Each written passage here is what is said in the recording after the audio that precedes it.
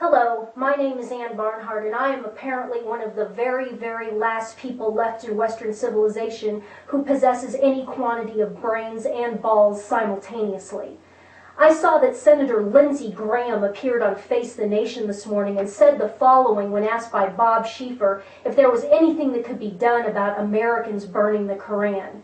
Quote, "Yeah, I wish we could find some way to hold people accountable. Free speech is a great idea, but we're in a war. During World War II, you had limits on what you could say if it would inspire the enemy. Anytime we can push back here in America against actions like this that put our troops at risk, we ought to do it." Unquote. Lindsey Graham is a Republican, and if John McCain had been elected president in 2008, Lindsey Graham would be the Attorney General of the United States today. Remember this as I go forward. Let's take Graham's words sentence by sentence. First sentence, quote, "Yeah, I wish we could find some way to hold people accountable." Unquote. Hold people accountable? For what?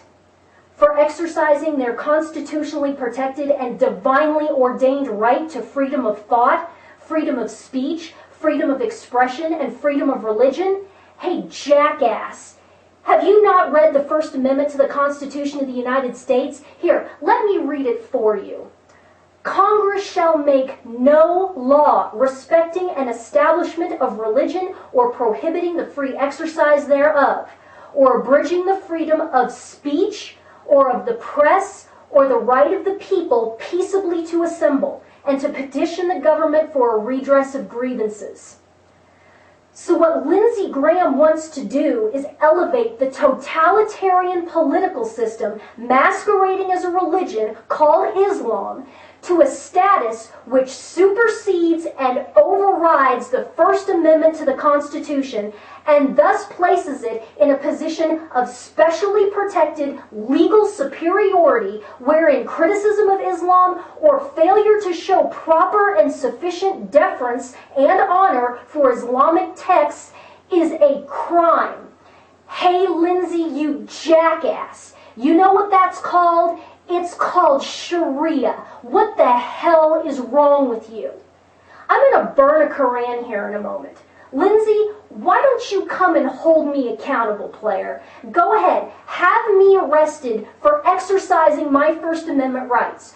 Drag me before Congress and hold me to account. Do it. Nothing would make me happier. I would relish the opportunity to explain to you how exactly it is that we do things in the United States of America. If you want to pick a fight, sir, you go right ahead. But understand that if you pick a fight with me, the only way it ends is with you sobbing in the men's room. Next quote. "Free speech is a great idea, but we're in a war." Unquote. Free speech is a great idea? It is a bedrock principle of Western civilization and the United States. Individuals are free, sovereign agents. Individuals are not property or drones of the state. The government doesn't tell the people what to think and say. The people tell the government what to think and say through the mechanisms of representative republic governance under the Constitution. But what I suspect this really has to do with is intellectual snobbery and elitism. Lindsey Graham, you look at Terry Jones and you see a redneck with a handlebar mustache who speaks with a southern drawl without the benefit of a fancy Ivy League education. And you determine that a man like him cannot be trusted with his own personal intellectual sovereignty under the First Amendment, and therefore you, in your superior intellectual state, have to rein him in. Listen, jackass, it doesn't work that way. The First Amendment applies to all American citizens equally. It does not operate on a sliding scale based upon how expensive an education one received, what one's income is, or whether or not one is invited to Tony soirees in Georgetown.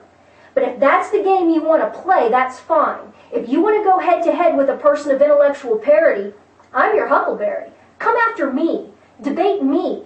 I stand four square with Terry Jones and am proud to do so. Next sentence, quote, "During World War II, you had limits on what you could say if it would inspire the enemy." Unquote. Lindsay, you jackass. The only prohibitions on speech during World War II and all other wars pertain to speech which would give aid and comfort to the enemy, not speech which demoralized, discouraged, or degraded the enemy. Have you ever seen the World War II era posters depicting the Japanese as Japs and the Nazis as bloodthirsty animals? Have you never seen the Warner Brothers cartoons? Yes, that's right, Looney Tunes, produced during the war that ruthlessly mocked and degraded the Germans, Italians, and Japanese? The informal prohibition during the war was on speech that was defeatist or conciliatory towards the enemy, which is exactly what you are engaging in, you stupid, stupid jackass. Next sentence, quote, anytime we can push back here in the United States against actions like this that put our troops at risk, we ought to do it. Unquote. Push back? Since the free speech in question is by a loyal, law-abiding American citizen against the sworn enemy of the United States and its Constitution, which is Islam, and you, Senator Graham, are talking about pushing back using the force of the government of the United States, it sure sounds to me like you have decided that the United States government is allied with Islam against the people of the United States who do not show sufficient deference and respect for Islam. Senator Graham, you can take your dimitude and shove it up your ass. And don't you dare accuse patriotic Americans who are exercising their First Amendment rights of putting our troops at risk. The only thing that is putting our troops at risk are the suicidal, defeatist rules of engagement which prevent our brave soldiers from actually fighting and defeating the enemy. You hang our boys out on the lines of battle and then refuse to give them ammunition, refuse to allow them to engage the enemy without permission from a flipping attorney, and refuse to allow them to engage civilians while fighting a force that is 100% comprised of civilians. How dare you accuse us of putting our troops at risk? Final quote. So I look forward to working with Senator Kerry and Reid and others to condemn this, condemn violence all over the world based in the name of religion, unquote. I have just one question. What act of violence did Terry Jones or Ann Barnhardt perpetrate? Did we kill anyone? Did we assault anyone? Did we saw anyone's head off? What act of violence did we perpetrate? How is burning paper with ink on it an act of violence? How is this object made of paper equivalent to the life of a human being? Are you honestly arguing that tearing and burning a book is equivalent to killing and beheading a human person? What is the matter with you? Do you know why we Christians don't get too terribly upset about people who burn Bibles or create horrific sacrilegious images using Christian symbols? Because we understand that a Bible can be reprinted and that an image is just an image. The image of a crucifix submerged in a jar of urine makes us sad. And sad not because we believe that it's physically Jesus being drowned in urine. It makes us sad because of the implied hatefulness, misery, and despair of the artist who would do such a thing and the patrons who would applaud it. Christians don't want to kill Robert Mapplethorpe while he was still alive. We wanted to pray for him so that he would come to know God and be released from his obvious torment so that hopefully we could all be together in heaven someday.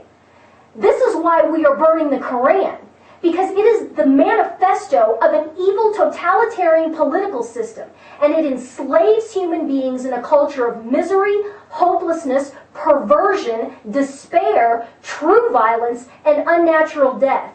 And if you weren't such a monumental jackass, Senator Graham, and didn't spend all of your time kissing the ass of the very political system that would cut your throat in a heartbeat, maybe you would understand that.